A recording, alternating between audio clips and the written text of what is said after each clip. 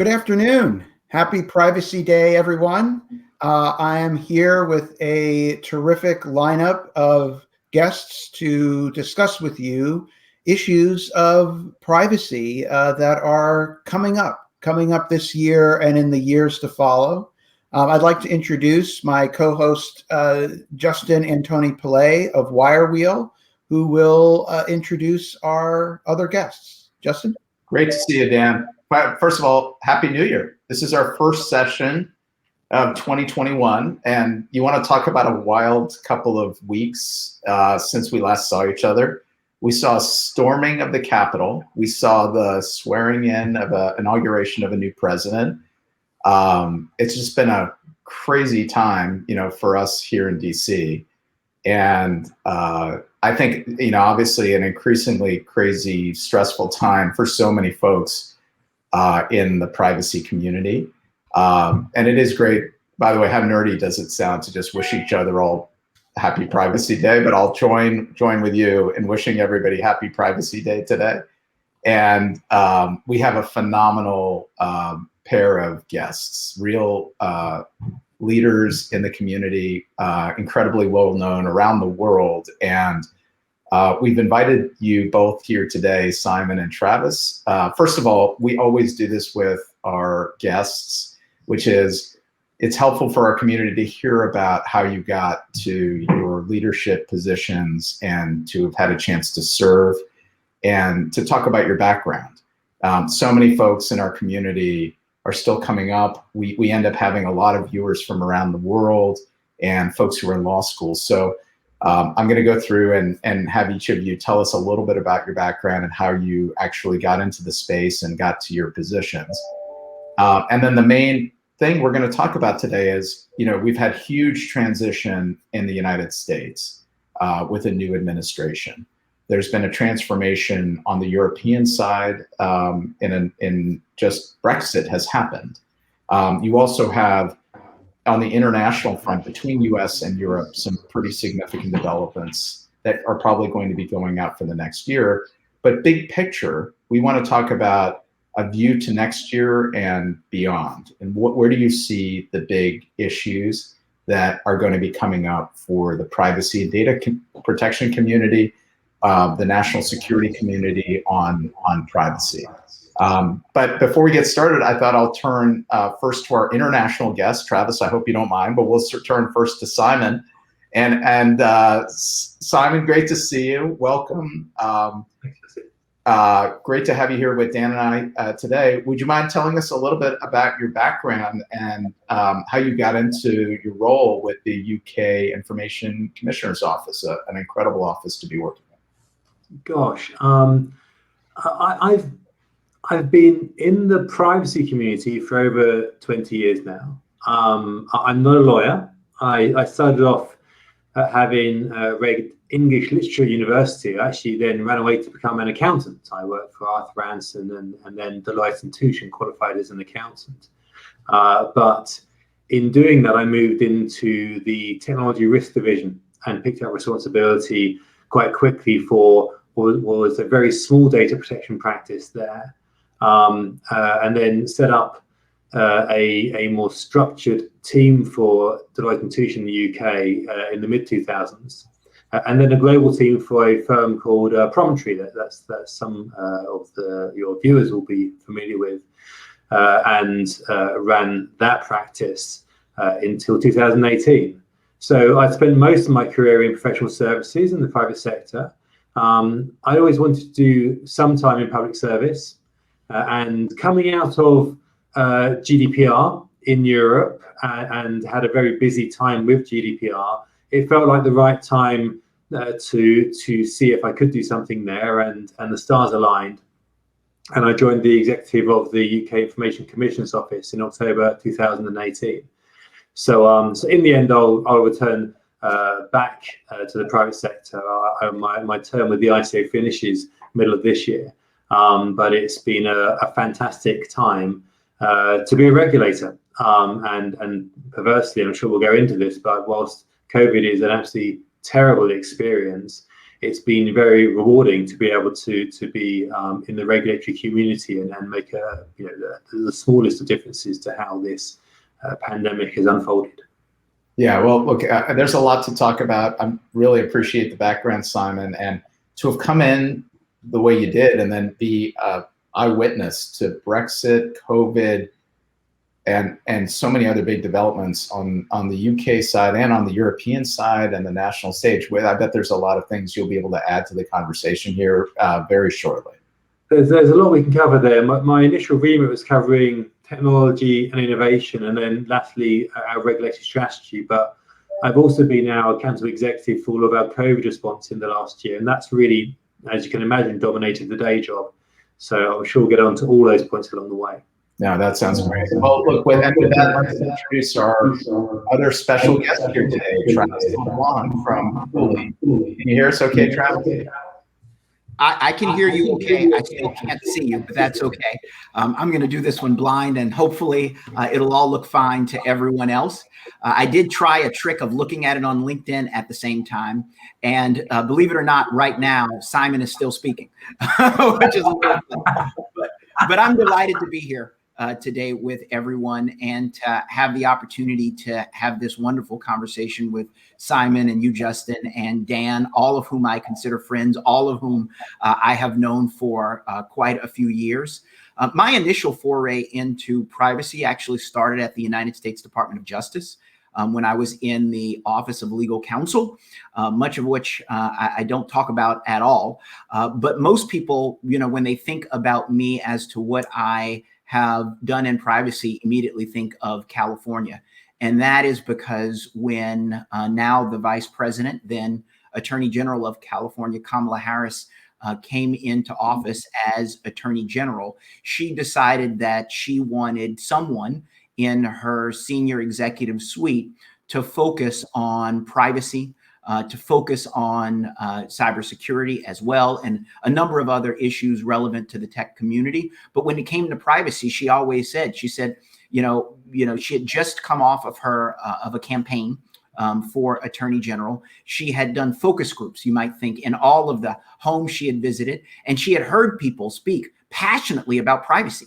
The California Constitution, Article 1 of the Constitution, discusses the inalienable right of privacy. We don't have that in the United States Constitution, but in the California Constitution, there is an inalienable right of privacy. And so while in California, we did some cutting edge work. We negotiated a global agreement around privacy and mobile apps with the major tech companies, Amazon, Apple, Google, Facebook, Microsoft, Research in Motion. When you think about it today, can you think about a law enforcement agency in the United States negotiating an agreement around privacy with major technology companies?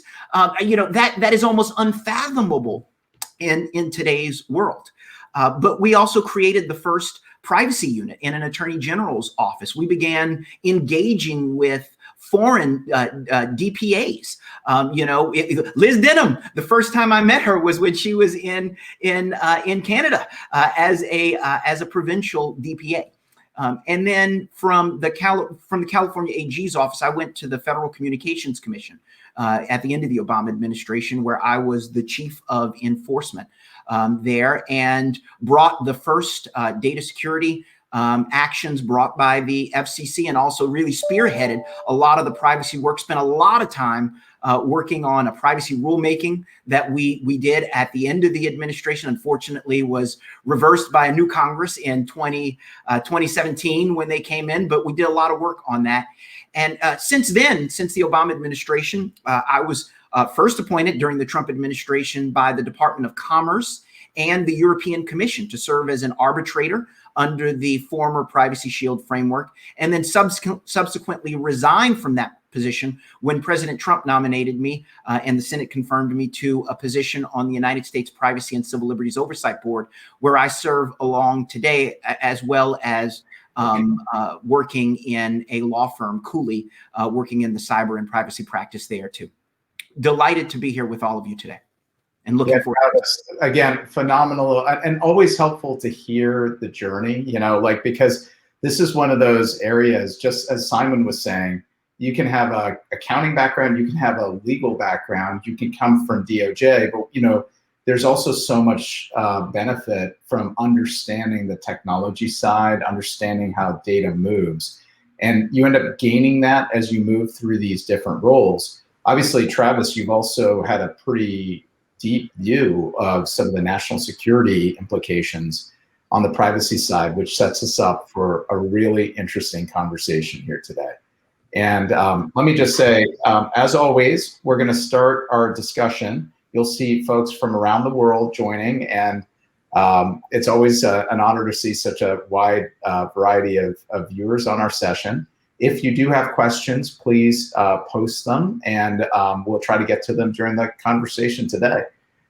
So I'm going to launch this off, and then Dan and I will sort of jump in with comments. But we'll start big picture, which is we're coming in, as I mentioned, to 2021 with just so many different major changes, and we could just list them again. And it's also in the context of COVID, and we're entering the phase, luckily, where folks are getting vaccinated. Some folks will be vaccinated, some folks won't. We're hoping our economies open back up. There are major changes in the governments on the European side and in the US side. So I'll just open it up for each of you to put two, we'll start with two predictions onto the table, and you can cover anything you like. And we'll start with our guests, Simon and Travis. What are two predictions you have for the year on the privacy, data protection, national security front that you think would be worth talking about? And then maybe Dan and I will weigh in if we can. Travis, shall I start? Yes, please. I don't mind starting. I'll start with two C's: COVID and competition. With COVID, I think we have achieved amazing things around the world in terms of the innovative sharing and use of health data. People have innovated during a crisis. I know that what I've seen in the UK is barriers being broken, which have stood for many years. Very often they're not regulatory barriers. Very often they're to do with culture, duties of confidentiality outside of data protection, legacy infrastructure. But the fact remains that in fighting this pandemic, the health sector has innovated admirably and has achieved amazing things. Often using different kinds of emergency measures in order to do so. So in the UK, we have a COPI notice, a confidentiality of patient information notice. I think one of the challenges for this year will be to find ways to carry on using health data productively as the pandemic recedes and the public interest balance rebalances, and we need to kind of get back to business as usual. So I think that's a really important debate, because we need to get something out of this current crisis, and we should be able to use health data better coming out of this current crisis. So that's my first point. But my second point is a pretty obvious one, but it is going to be a big trend, which is around privacy and competition together. This is a really fascinating dynamic. One of the first things I did when I joined the ICO executive was come over to some FTC hearings on privacy and competition. This would have been in the fall of 2018. And it was a very nascent debate there. It was visionary of the FTC to convene that discussion. We're in a much more advanced state now, but it is still a very vibrant discussion. In the UK, we have it's called the Digital Regulation Cooperation Forum. It's a trilateral body between the Information Commissioner's Office, the UK Competition and Markets Authority, and Ofcom, our communications regulator. And we're really delving into both the synergies and sometimes the tensions between those different regimes. And I think reconciling different aspects of data usage, who has access to data, how it is used, how it achieves market power for some players, but also how it's used for profiling and how sometimes it's privacy intrusive. Reconciling that with large and small organizations is going to be critical. So privacy and competition will be my second point. Well, I will. Travis, over to you. Yep, I'm happy to jump in, and I'm going to work with the framework that Simon just created for us. I am going to do 3 C's today. I'm going to borrow one of Simon's, and then I'm going to up him 2. And Justin and Dan, you're on notice that you got to stick to this for the rest of the conversation. The first one that I'm going to borrow is competition. I completely agree with Simon that the future of the debate around privacy and data protection will be driven in large part by competition. Believe it or not, when I was in the Attorney General's office, before we decided to create the privacy unit, we looked around everyone that was working on privacy or had any jurisdiction on privacy within the Attorney General's office. And one of the units that I invited to that meeting was the antitrust division. And that was really important because at that time, over a decade ago, I guess, at this point, a decade ago, we were really beginning to recognize that a lot of companies were competing over data. That has not changed in the last decade. That is even more apparent now than it was then. So I will echo exactly what Simon just said on competition. My other 2 C's, California and cyber. On California, I think the biggest development there is we have a brand new data protection authority that is being set up right now in the state of California. That is going to be huge because it's going to have a budget that is substantially more than the Attorney General's office. It'll be at least $10 million. That likely will lead to a staff of at least 50. And Dan and Justin, I know that you had Alistair on not too long ago, so I won't go, I won't repeat anything that he said, but I will note that that agency has rulemaking authority.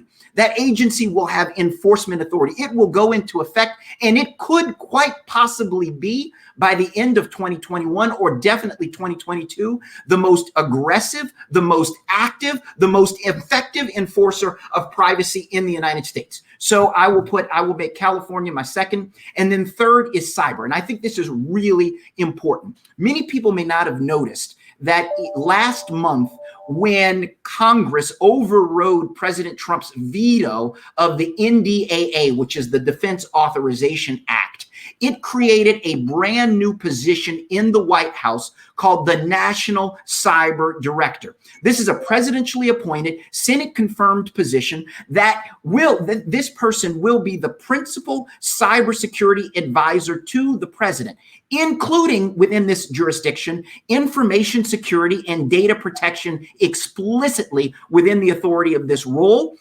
This person will have the ability to engage in diplomatic and other efforts to develop norms around responsible state behavior in cyberspace.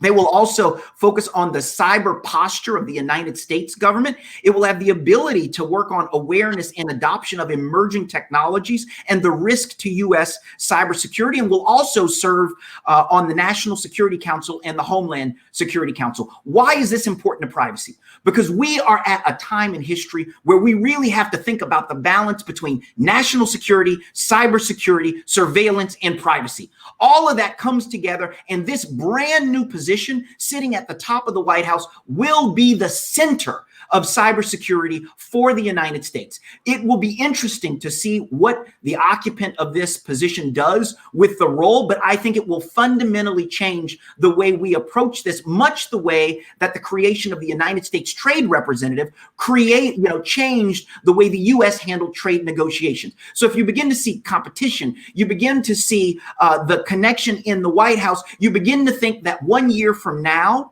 our posture vis-a-vis data protection will be fundamentally different at a federal level, at a state level, and at an international competitive level. Travis, I love it. All right, so I'll pass it to Dan, but I'll tell you what, I'm going to take your challenge when it comes to me. So Dan, unless you're ready, you got to start with a C every time. So you have the ball suit, or I'm ready to go, man. You tell me.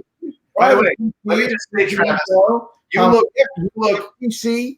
There's a C in it, so there we go. I think there's some really interesting developments at the FTC. We have a new acting chair, Rebecca Slaughter.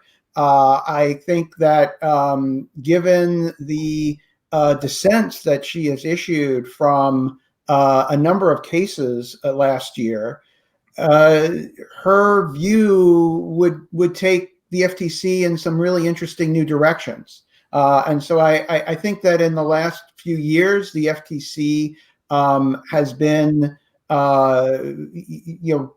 besides some big splashy fines, has been relatively conservative about pushing the envelope in how it's enforcing. It's done a couple new things, but it hasn't been as aggressively innovative in its enforcement. I think that will change with this new administration. I think that the FTC will possibly try some new things. So I think it's something to watch to see what the FTC does. I see some evolution in its future in terms of how it enforces, and I expect it to take a more aggressive stand on companies in the future, and probably do more enforcement as well. So something to watch is what's going to happen there. Also, another C is states. There are states that begin with C, like California. But there are also states that are not California. So that's my other C, is not California, which is Travis, I think, covered California really well.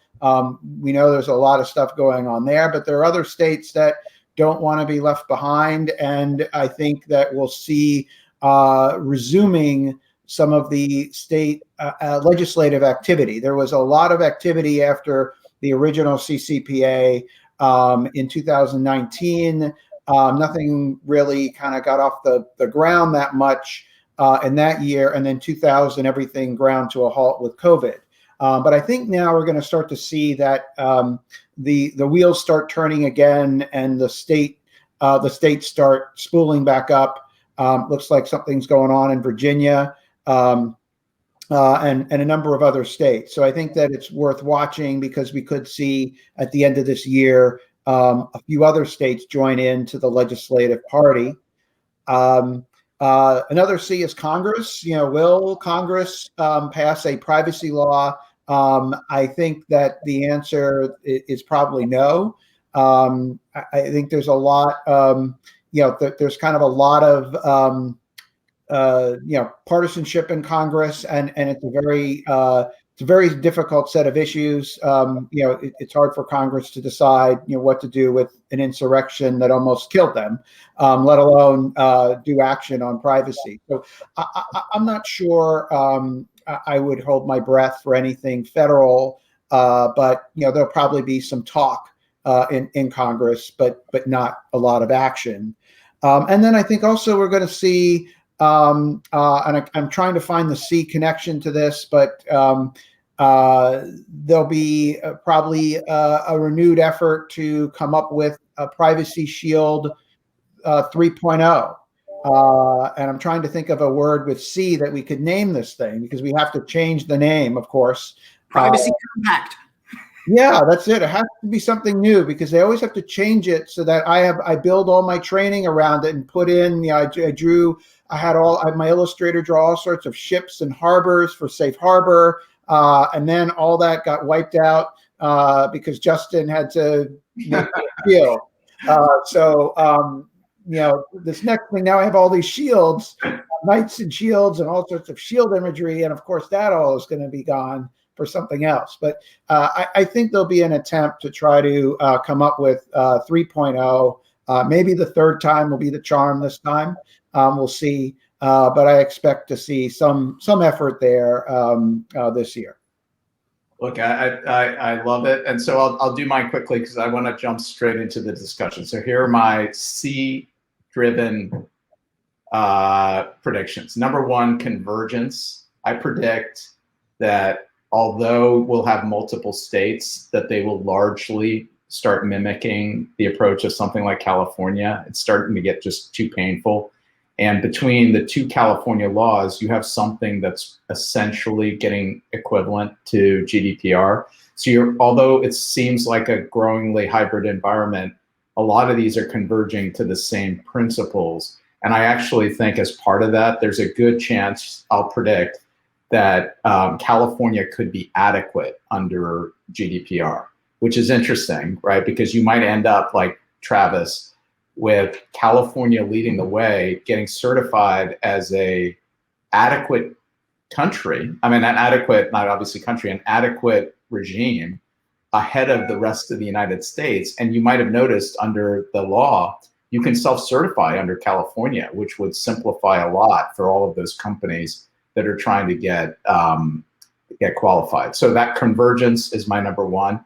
Number two, it's really going to be about the consumer. I really think a lot of the movements I'm seeing that are driven by, it's driven in my view by companies that want to do more and want to earn the trust. I think it's starting to move back where I'm watching the larger enterprises think more about the privacy user experience.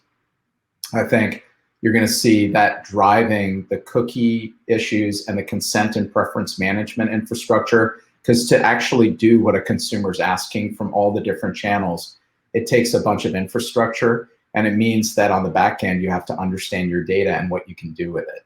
And that's a lot of hard stuff built into it. But I think if I'm watching all of the leaders go into the FTC, all of the focus in California, all of the focus in the States, I think the consumer's view and the reasonable expectation of what a person, a human being, thinks should happen with their data is going to get elevated everywhere. And people are going to really start thinking about that on the regulatory side. I agree completely with Travis.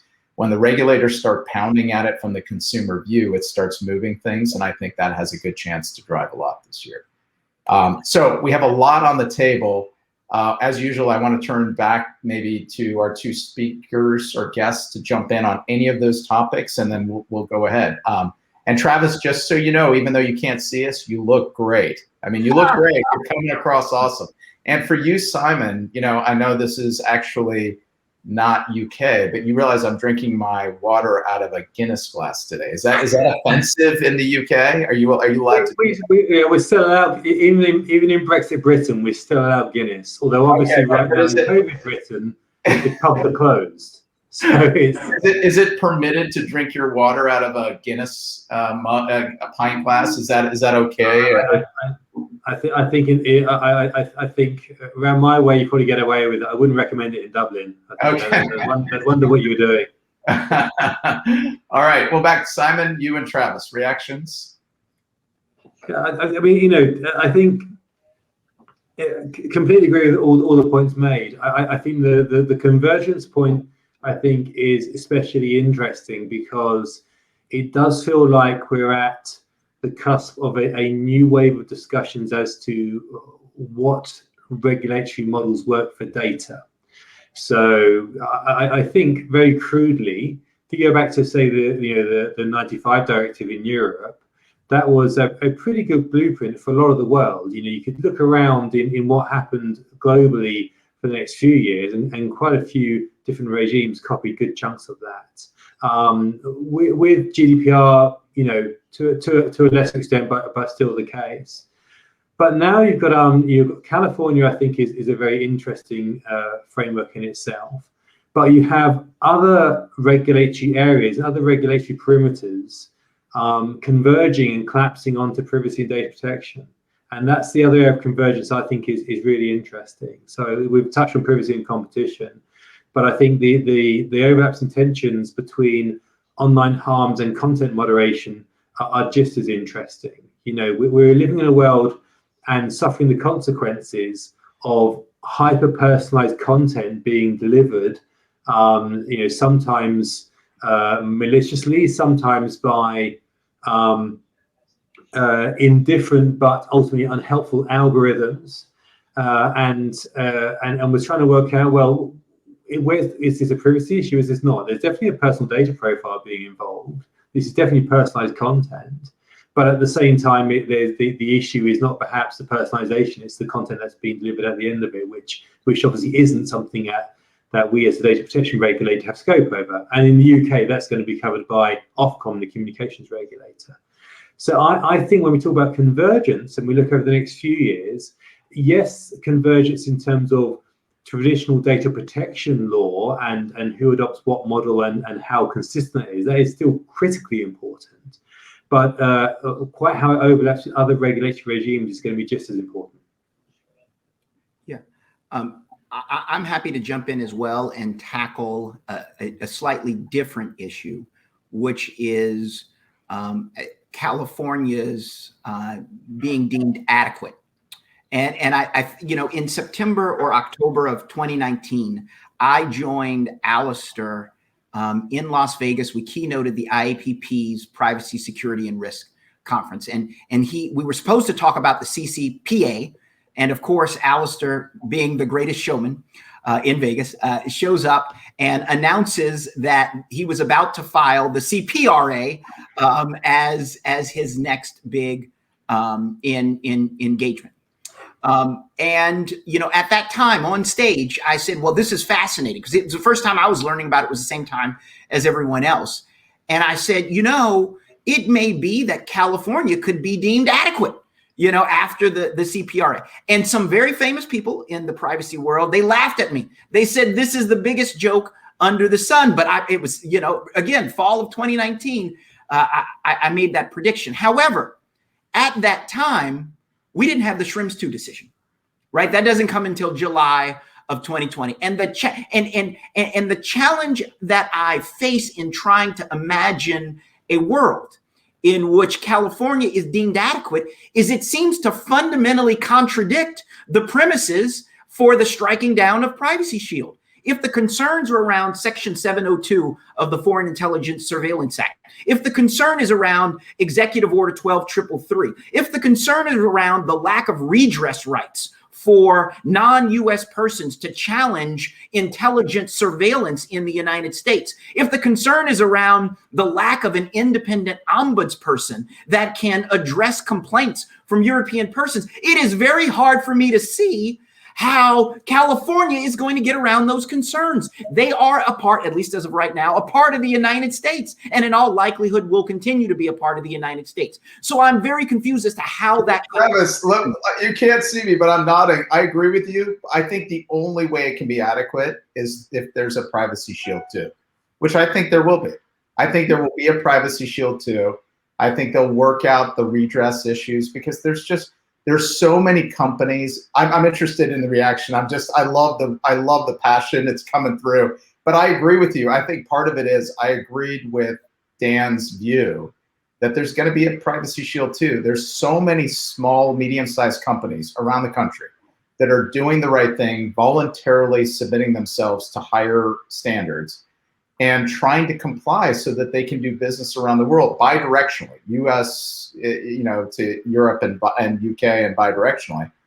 And I have confidence that between the commitment from the United States and Europe, that they'll get some. And honestly, I think the Peak Club is going to be absolutely critical to that. The Peak Club has actually built up a tremendous amount of credibility in terms of being an overseer for the civil liberties here, and I think it's going to enable us through a combination of different steps to have something that will put Privacy Shield back in place. And my view is, once you have Privacy Shield back in place and we've solved that problem, that gives a path for California to be adequate. So I agree with you, but I think I have more optimism about the path on Privacy Shield.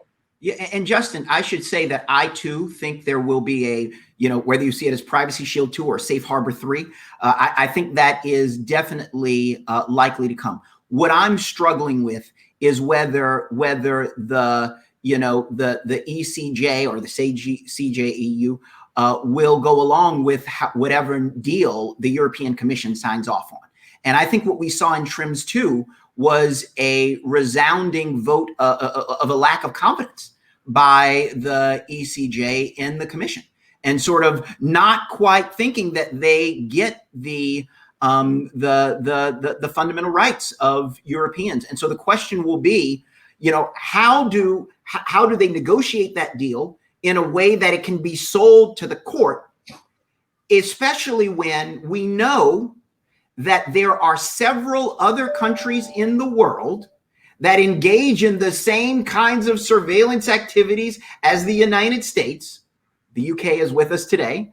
but it's not the only one. It does look like the UK is cruising towards adequacy. We know that Israel has been deemed adequate as well. We know that there's a whole list of others. And the question becomes, how do we get the United States through that such that it can survive, a privacy shield too, and ultimately have it be enforced and not find ourselves in 2 years back in the same position. And I fear, Justin, that it's going to take real changes to law in the United States and not merely creating new offices. But I'm encouraged by the fact that I think that executive order could achieve a lot of this. I have no faith in Congress really to be able to do much, but in terms of an executive order that could create more accountability at the NSA and other government surveillance agencies, that could be done. Internal procedures could be put into place that could achieve that. And then the thing we'd have to query is will the CJEU accept that? I think with Privacy Shield, some things were attempted, but it quite honestly, when I looked at it, it's not that dramatically different than Safe Harbor. It looked like a couple clicks stronger, but it wasn't a radical paradigm shift. And it was it was in response to the Snowden disclosures. I think that the more dramatic change was called for and was expected. So I'm just reading my sense of things from reading the opinions. Is I think with a more dramatic looking change, they might go for it. But I think that if we just take Privacy Shield and spice it up just a tad, it probably won't fly. But and I think that the hope that calling them out on inconsistency, I don't think really is an effective strategy, and I don't know why everyone seems to keep trying to do this as if that's going to be a winning argument. But I hear this comment coming, well, what about this? And how could they, because I wonder too, how could they give adequacy to the countries they gave adequacy to? When I look at those laws, they're weaker than a lot of other laws that aren't deemed adequate. So I ultimately think there's a lot of politics involved at the court and just generally with these decisions. But I think that that could be dealt with if we have a good read on what they're looking for, and I think it's a substantial concession on our side, and I think if we do that, I think we'll get it, but I don't think we'll get it, or the court's not going to go along if Privacy Shield 2.0 or mechanism number 3.0, which it would be at this point, is just a slightly peppered version of what we had before. So Dan, I agree with you, by the way, Dan, on that. I mean, what I would be concerned about with executive action alone is that we had Executive Order 12333. We had in the Obama administration Presidential Policy Directive 28, which made quite clear that it was the duty of the intelligence community to ensure the protection of the privacy of all people in all countries. And yet the reception of those executive actions was, well, that's true, but the next president can come in and change it. And so what we want in Europe is something that's permanent, something that is statutory. And so that's my concern there, is that people seem to presume that an executive order is sub law, even though it has the force of law in the United States. But I do share with you that it's clear that, describing the, hypocrisy or describing the differences between, what other countries do and what the United States do is probably not going to be productive in getting there. But it does recognize that the fundamental issue is more political in all likelihood than it is actually the specific protections that are put in place. Yeah, and that's a great point. I'm going to pivot over to Simon. And Simon, you can talk about any of these subjects. Obviously, we've covered that one quite a bit. You've been spending, for example, a lot of time on the AI and COVID policy as well, which I know is going to drive a lot of the work in the next year, Simon. So any other reactions to the discussion from your side? Well, I think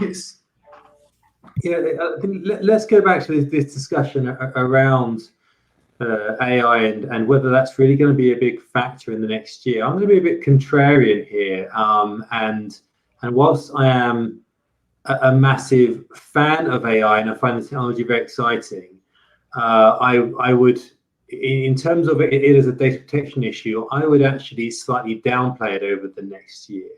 A couple of reasons for that. First, just an observation. I think it was striking how, with some very notable exceptions, but it's striking how AI wasn't much of a factor during the COVID pandemic, partly because it was a very novel situation, so we didn't have swathes of training data to use, and partly because people fell back onto trusted technologies. And that's a vast generalization, I appreciate, but AI didn't come and save us in this regard. But my observation is we've got quite a vibrant debate, at least in the UK right now, about do we need more regulation around AI, or how should that be working? And when I dig into it, I see a lot of generic technology anxiety, which actually isn't anything to do with AI. It's just to do with themes we've seen for a long time about imbalances of power and mistrust of innovation, which are big issues. But it's basically data processing, data protection, bread and butter around transparency and security and individual rights. I then see a really interesting middle tier, which is where I think a lot of the action is going to be, which is about automated decision making, but not necessarily to do with AI. So in the UK, we had big issues last year with algorithms being utilized by our exam bodies to award grades to students, which in the end were rescinded because they were perceived to be unfair. But it wasn't AI, it was just use of algorithms. And so I think use of technology to make decisions about people is going to be a big thing, but that's not necessarily AI. And then really at the top of that pyramid, you have a few issues which are AI specific, where you're talking about explainability and deep neural networks, or how do you regulate evolving models where the actual rules being applied will evolve as the algorithm evolves, within a neural network. They're really interesting points, but they're quite particular and sometimes esoteric. So I think AI is going to carry on being a really exciting area of technology, but I'm not seeing many novel issues of data protection pop up. I think it's going to be more about automated decision making and stuff we're more familiar with. That makes great sense. Dan, Travis, anything on this? We have probably just a few minutes, so I wanted to make sure everybody could respond if you'd like to, Simon, and then we probably want to have one final observation for everybody as we come to the end of the session. So Dan, Travis, any reaction to Simon's point? I will cede my time to Travis.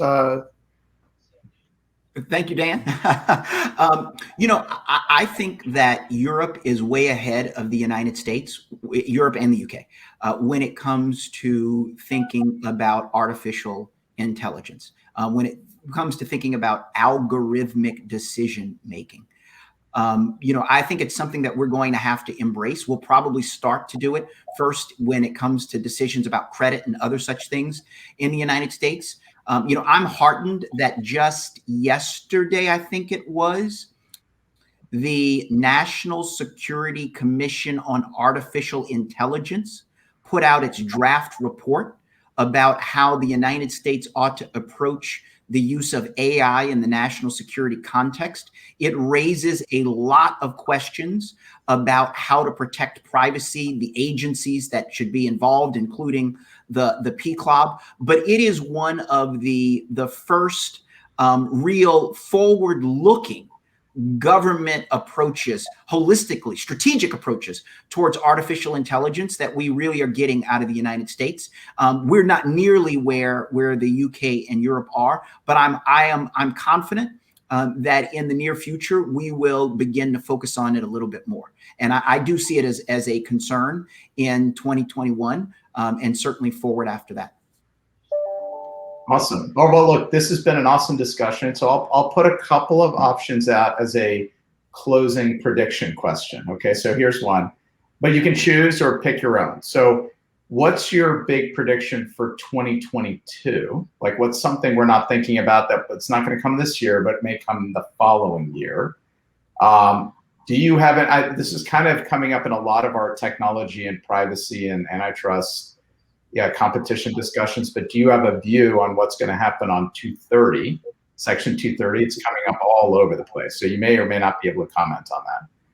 And the other one is there a prediction you have about a development in your own, for you, Simon, on your side, on a law or approach from the UK side, or is there going to be any development on a national privacy law in any way this year, next year? So pick your prediction or tell us something else that you'd like to tackle, and that'll be a way for us to close up today. So who'd like to jump in first?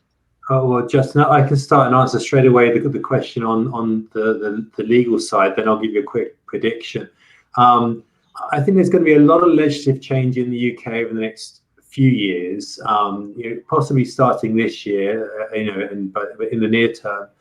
And that's partly a reflection of the fact that digital regulation needs to catch up, partly because in the UK, Brexit has occupied so much legal bandwidth, in terms of parliamentary time and the like, we've got to catch up. But there's going to be, we had the Furman report around competition. That means it's likely to be changes to the competition regime that all may involve legislation. There's going to be an online harms bill covering online harms. And the UK National Data Strategy spoke about reforming the UK data protection regime. So that's three vehicles popping up along the way in the near term, which all interact with one another. So it's going to be a very interesting not to unpick how all these different pieces of regulation going through and legislation go through at the same time, how they interact with each other. And that's, so that's going to be fun to watch and maybe be involved with. In terms of my prediction for 2022, I would zero in on privacy enhancing technologies, homomorphic encryption, secure multi-party computing, federated learning, all those kind of things.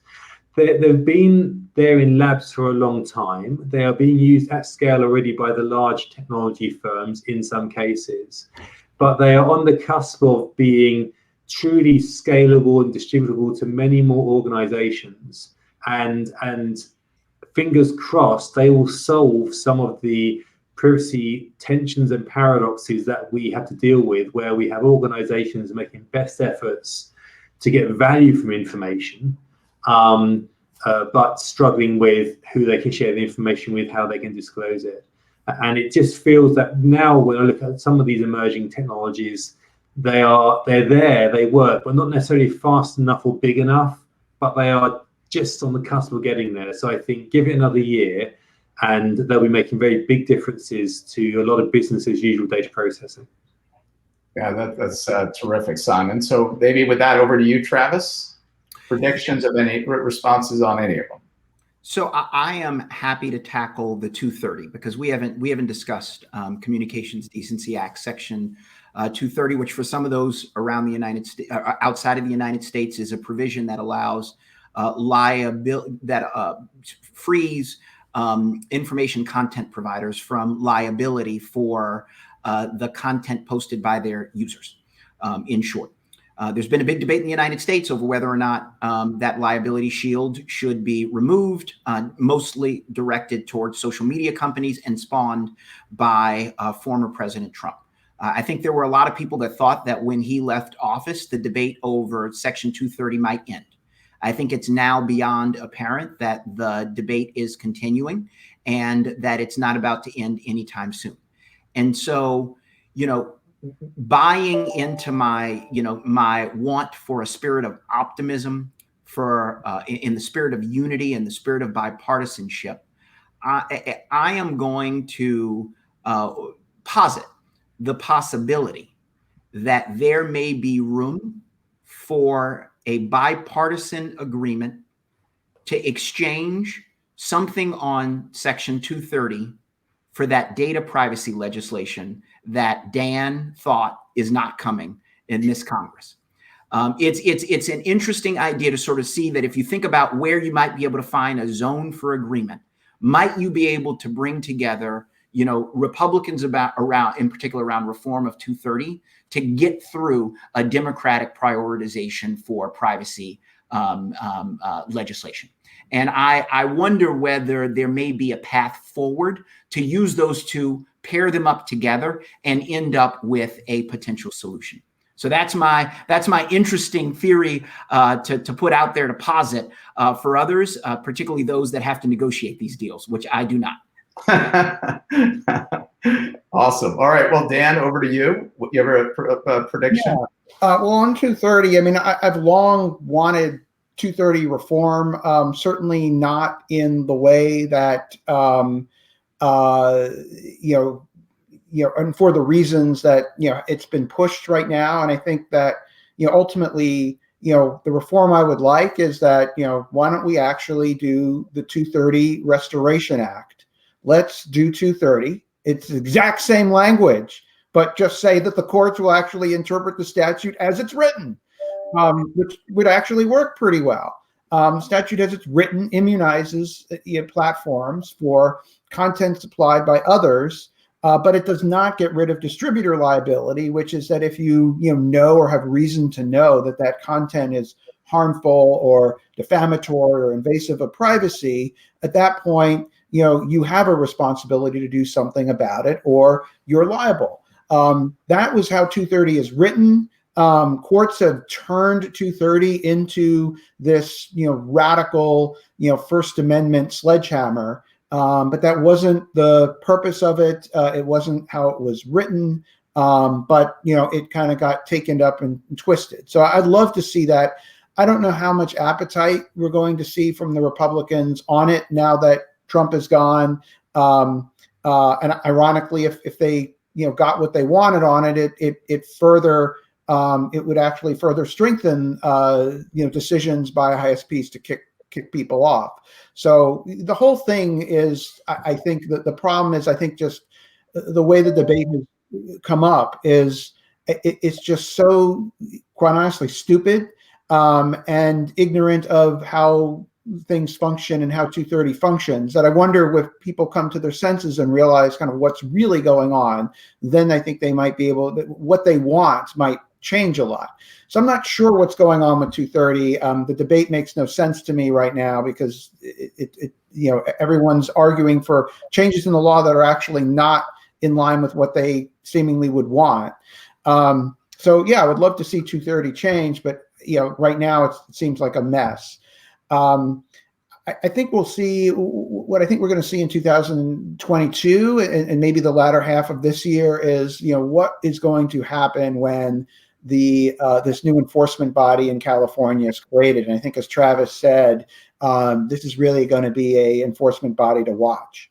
And as that body gets into action, as we see new regulations around the CCPA or whatever it's going to be called. I guess it'll still be called the CCPA, even though now we have the CPRA. But I think the CPRA just amends the CCPA. But we'll see this beefed up CCPA that now has this big beefed up enforcement body, which I think will lead to obviously more pressure on Congress to do something.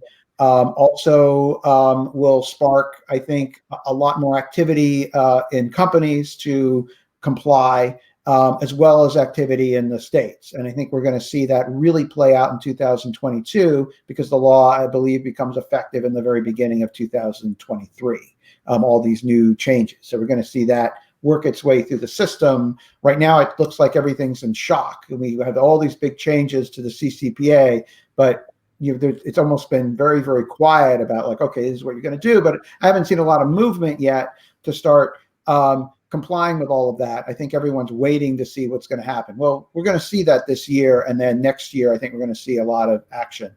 And then finally, I think that, I think we will start to see some movement on platform responsibility. I think we're going to see some changes. It's not just 230 that deals with platform responsibility. It's just more broadly, platform responsibility for items sold on the platform or anything being done on the platform.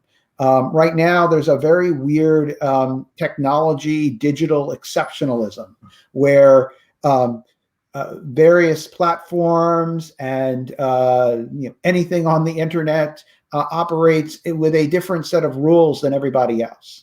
And I think that I think when the world wakes up to this, I think as we are realizing that maybe that's not the best approach. And there needs to be greater responsibilities on platforms.